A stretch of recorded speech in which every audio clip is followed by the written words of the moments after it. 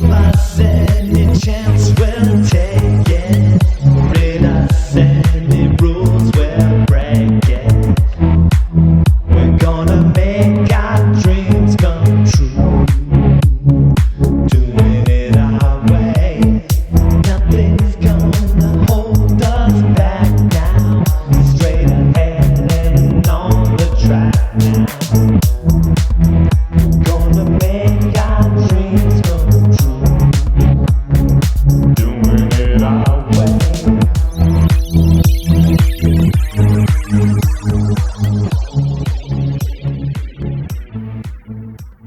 Hey homies, what's up?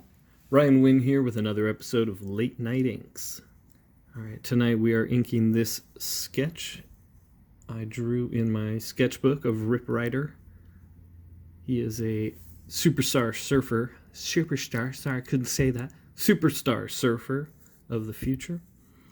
He's a new character I'm working on. I have a couple storylines in mind for him, sort of a Robinson Crusoe, little touch of Silver Surfer inspiration for that. But for this week, I wanted to start off, I didn't ink much over the weekend. I did a lot of other different kinds of things, so I wanted to give myself something fun that I drew, and we're just going to work on the figure tonight, see what we can get done. We're going to be using our trusty Raphael 8404 size 2. You may have a different brush that you were using for whatever project you're working on. That's all well and good. So I dipped the brush halfway to 2/3 as we normally do. A little ink on the finger there, but that's all right. This hand's not touching, these fingers aren't going to be touching the paper, so that's okay. This hand needs to be clean. It touches the paper. So dip about halfway, sharpen the nib as I call it, or sharpen the brush as I call it, on the edge of the ink jar. Do a little flick like that on the edge of the ink jar and it creates the nice tip. I also have a piece of board next to it if I need to get a little excess water or ink off. And one of these days I'll get the camera set up so you can see that. Alright, well we're already 2 minutes in and I haven't laid brush to paper, so here we go. We're going to start, I'm warmed up, so we're starting with some big lines. So we're ending, sweep back. Almost all wrist on that one. Basically my wrist was locked up about the middle point. Went up here to where I want to start, bring it back, wha-bam! It's like pulling a bow back and releasing.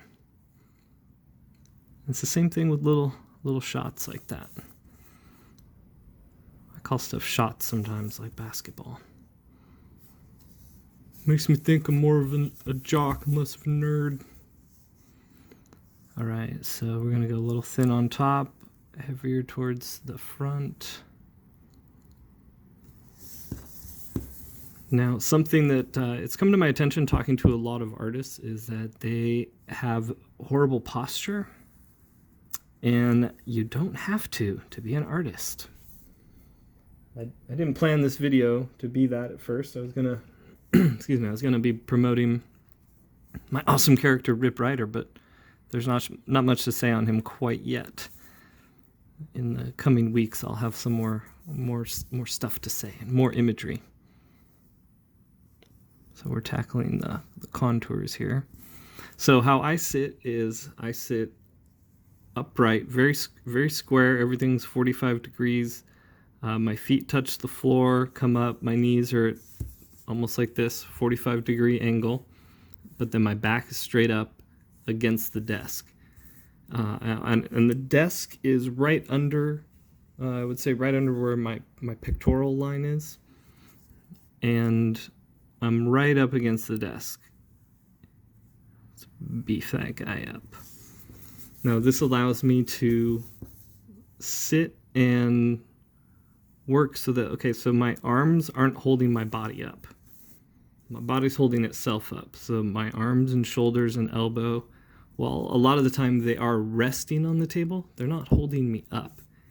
And I'm not hunched over. And I see so many people, they hunch over and they force their body to do these things while they're in a weird position.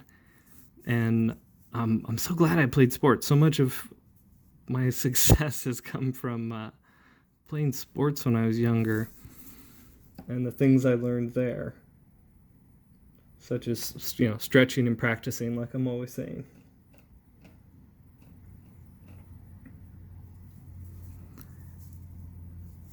And, you know, if you look at anyone in sports, like, you know, a pitcher has a certain stance. He's not sitting in a chair trying to do it. He has a certain way, you know, it's like, oh no, you have to move this certain way. And, you know, you're going to have your own uniqueness to that too. But, yeah, I feel like posture, not only does it hurt people, but I think it hurts their brush strokes. If you're trying to hold yourself up with your arm or something, then you're limited to certain types of movements. And if that's your style, that's fine. I'm here to cramp your style, bro.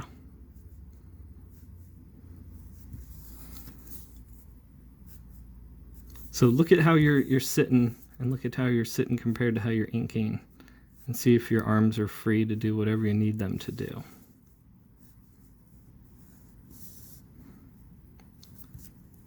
So my work sometimes tends to be pretty cartoony, especially after I've been looking at stuff by Sean Galloway, by Cheeks. His stuff is so kinetic, and the gestures are so exaggerated, but with a great understanding of human anatomy. And they're so fun. And looking at his work, it gets me excited to free myself up and not be so rigid. And remember, realism isn't that much fun, for me anyways.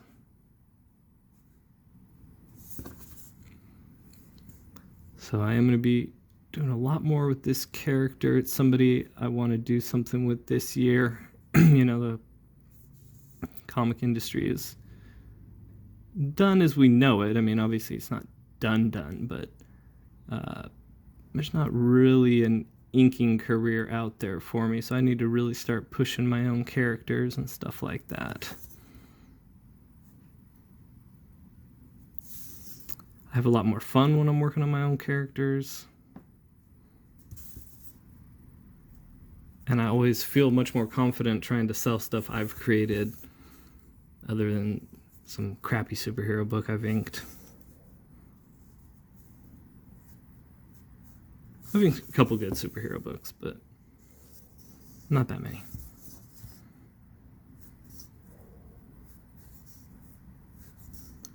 Inked a lot of good horror books. Did a lot of Spawn and the Darkness early on in my career. Spawn was early on in my assistant career, and then when I broke out on my own, my first big project was The Darkness. And that was cool. That was kind of like a superhero book.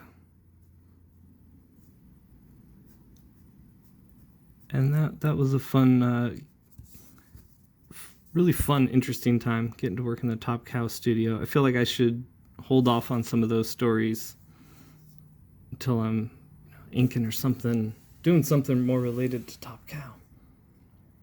All right, we're at 8:16. We're trying to keep this one under 10 minutes just to see what we can get done in 10 minutes a day. If you only got 10 minutes a day to ink, maybe you got 15. You want to use 5 to warm up, because it's nice and fun to actually warm up and get comfortable with your tool.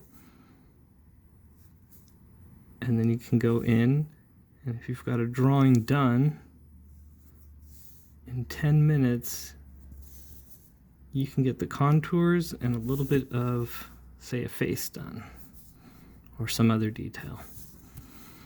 So our dude wears this sort of a cross between a motorcycle helmet and a cyclist racing helmet with the fin off the back. And he's also got his equivalent to a GoPro camera built into the front here. Because it's got to film everything. All right, we're going to wet this brush a little. We're working on, I'm going to take a drink of water myself first. All right, we're working on sketch paper that I popped out of my sketchbook. So it's a little drier than normal. It soaks up, and you can see some of the dry brush effects there. So we really want to get the brush wet for some of this rendering we're going to do before we're done. Just going to go on the shadow side, and I had sketched in the shadows, so I'm just going to kind of follow what I'd sketched in. We're going to go pretty loose. Not going to worry about going outside the lines right now. The paper warps immediately upon touching it, so if you're trying to get super clean lines this way, it's not going to happen. But I'm not worried about that right now. This leg's mostly going to be in shadow behind him.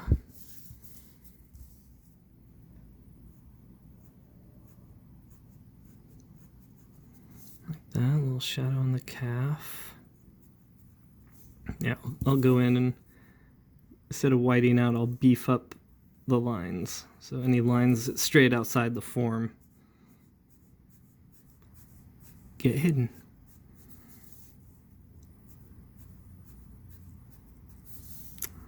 All right, there we go. What am I missing? His face mask. It's got a highlight here. Do a little rendering there. And we'll continue the shape or the direction of that rendering on this side.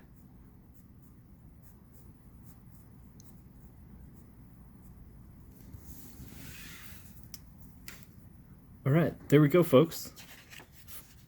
Inked a fun Rip Rider sketch. I'm going to work on advancing this into a more elaborate piece where we get into designing the wave and stuff.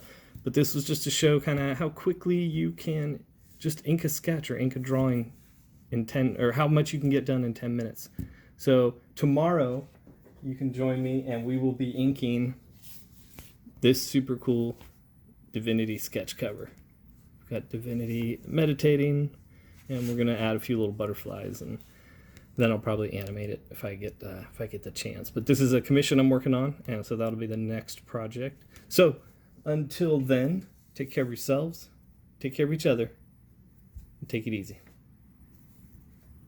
And if you haven't already, head over to alternaaccess.com and check out the book I wrote, Gods and Gears, with art by Dean Kotz and letters by Wes Loker. Issue 4 is out soon. Stupid cat.